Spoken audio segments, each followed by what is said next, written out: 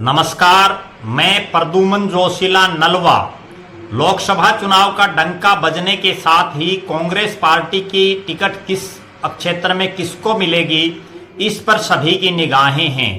आज हम बात करेंगे भिवानी महेंद्रगढ़ लोकसभा क्षेत्र की, और एक बहुत बड़ी बात निकल करके ये आ रही है कि अगर इस लोकसभा क्षेत्र से चौधरी बंसीलाल की पोती श्रुति चौधरी की टिकट कट जाती है और उनकी जगह कांग्रेस पार्टी राव दान सिंह, जो महेंद्रगढ़ के चौथी बार के विधायक हैं, उनको अगर टिकट दे देती है तो किरण चौधरी के लिए 2024 में जो अक्टूबर के महीने में जो प्रस्तावित विधानसभा का चुनाव है वो तोशाम से जीतना बड़ा टेढ़ी खीर हो जाएगा।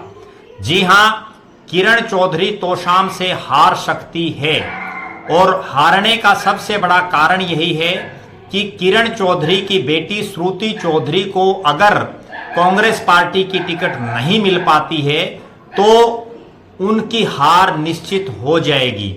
जब से पिछले जो दो चुनाव, 2014 का चुनाव हो या 2019 का, किरण चौधरी को कांटे का मुकाबला तोशाम में मिला है। पिछली बार भी तोशाम से वो बड़े कम मार्जिन से चुनाव जीतने में कामयाब हुई थी, और वो भी जेजेपी की तरफ से एक ऐसे कैंडिडेट को उन्होंने टिकट दे दी थी जो बवानीखेड़ा विधानसभा से चुनाव की तैयारी में थे, लेकिन उनको टिकट तोशाम से दे दी और उसका कहीं ना कहीं फायदा किरण चौधरी को मिला। अब चूंकि चौधरी भूपेंद्र सिंह हुड्डा और जो उनके साथी हैं उनका कांग्रेस में दबदबा एसआर के गुट से ज्यादा हो चुका है, दीपक बाबरिया जो प्रदेश के प्रभारी हैं वो भी लगातार इस बात पर नजर बनाए हुए हैं कि जो जिताऊ प्रत्याशी हो उसी को टिकट दिया जाए, किसी सिफारशी को या किसी ना जीतने वाले प्रत्याशी को ना दिया जाए। अगर भिवानी महेंद्रगढ़ लोकसभा के राजनीतिक इतिहास की तरफ चर्चा करें तो श्रुति चौधरी ने यहां से 3 चुनाव लड़े। 2009 के चुनाव में जब उन्होंने पहली बार चुनाव लड़ा और कांग्रेस की लहर थी, तब वो यहां से चुनाव जीतने में कामयाब हुई। उसके बाद 2014 का जब लोकसभा का चुनाव आया तो श्रुति चौधरी यहां तीसरे नंबर पर चली गई, और मोदी जी की लहर में चौधरी धर्मवीर सिंह यहां से चुनाव जीत गए।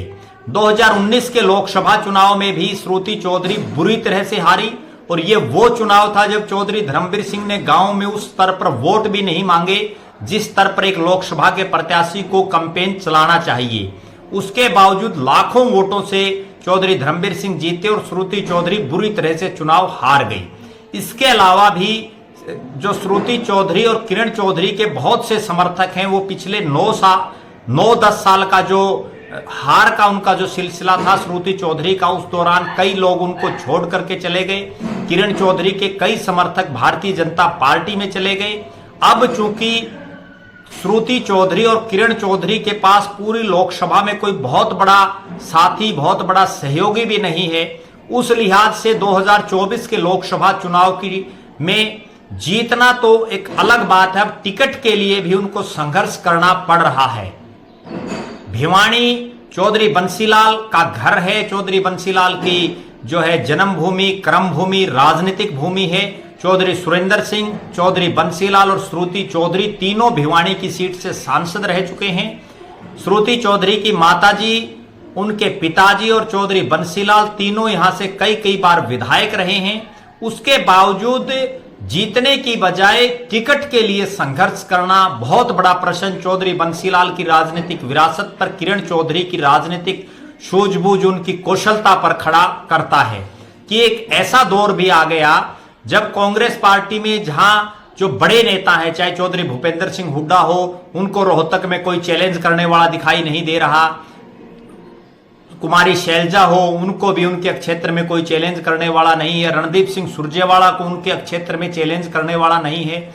लेकिन चौधरी बंसीलाल के क्षेत्र में किरण चौधरी के सामने या श्रुति चौधरी के सामने जिस तरह से राव दान सिंह का नाम आगे आया है, अगर राव दान सिंह को यह टिकट मिल जाती है तो यह समझिए कि किरण चौधरी के उल्टे दिन राजनीतिक रूप से कांग्रेस पार्टी में शुरू हो जाएंगे, और जो वो पीछे अपने समर्थकों को भी टिकट दिला पाने में सक्षम रही थी, चाहे वो 2019 का चुनाव हो, 2014 का हो, लेकिन अब अगर उनकी बेटी को ही टिकट के लिए इतना संघर्ष करना पड़ रहा हो तो निश्चित रूप से आने वाले समय में किरण चौधरी के साथ जो अपने उनके साथी लगे हुए हैं वो भी कहीं ना कहीं छिटक ना जाएं। इस चीज का एक बड़ा भय, इस चीज का जो है कभी भी हो सकता है।